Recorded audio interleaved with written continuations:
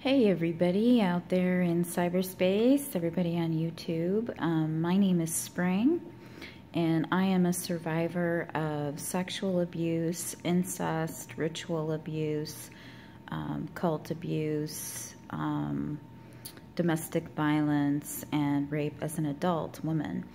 That being said, this is not some sort of pity party or me identifying as a victim. Instead, this is about sharing my story with the world, and hopefully I can help other people and raise awareness. I have dissociative identity disorder because of how early and how much abuse and trauma was going on for me as a child. And I just want to reach other people. I was very inspired to start speaking out finally, coming out publicly about myself on Periscope in the last month or so. It was because of finding out about this Pizzagate thing that came to light, the pedogate stuff. There's been raised awareness about these issues. And to anybody who thinks that Pizzagate's all a sham, oh, Pizzagate's been debunked, Pizzagate is not just about some place, a pizza place in DC. Pizzagate is about the pedophile rings, the rape of children, the ritual abuse of children that goes on in Washington, DC, in the seat of our federal government. And it's very real.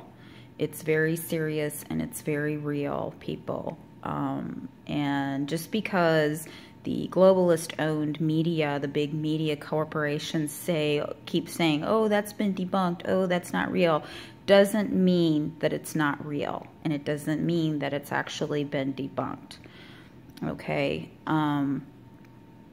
And some great people have been doing research about this, raising awareness, reporting about this.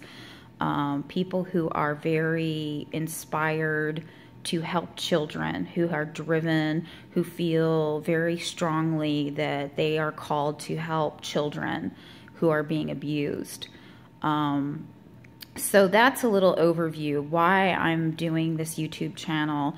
And I have named it Survivor Stories, this channel, because I hope that other people will want to also put their videos or have me post their videos on this channel, other survivors.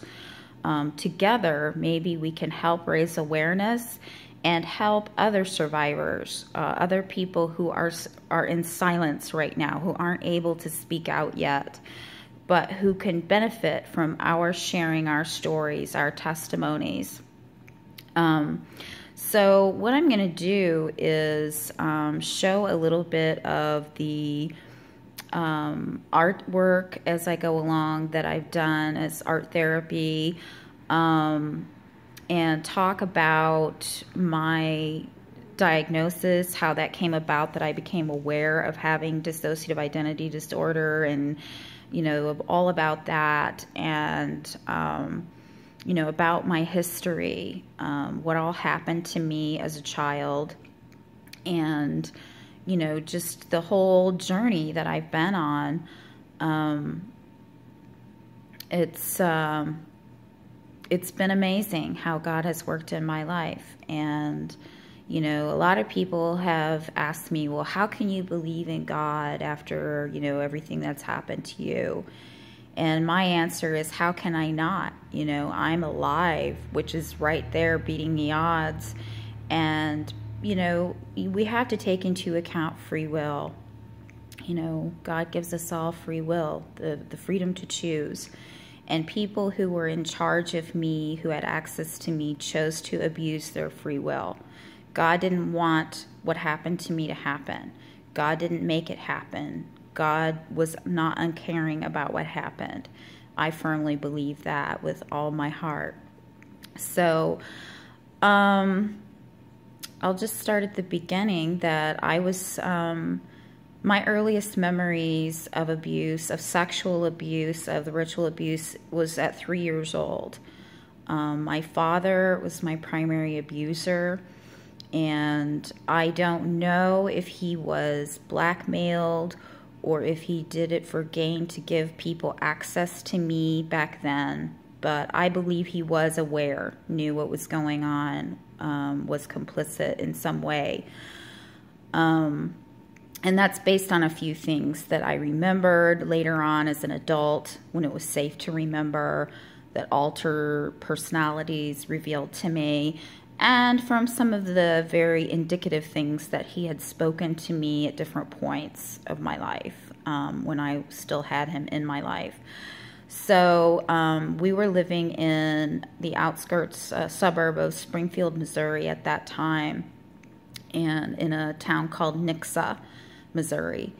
And I was taken by a cult member.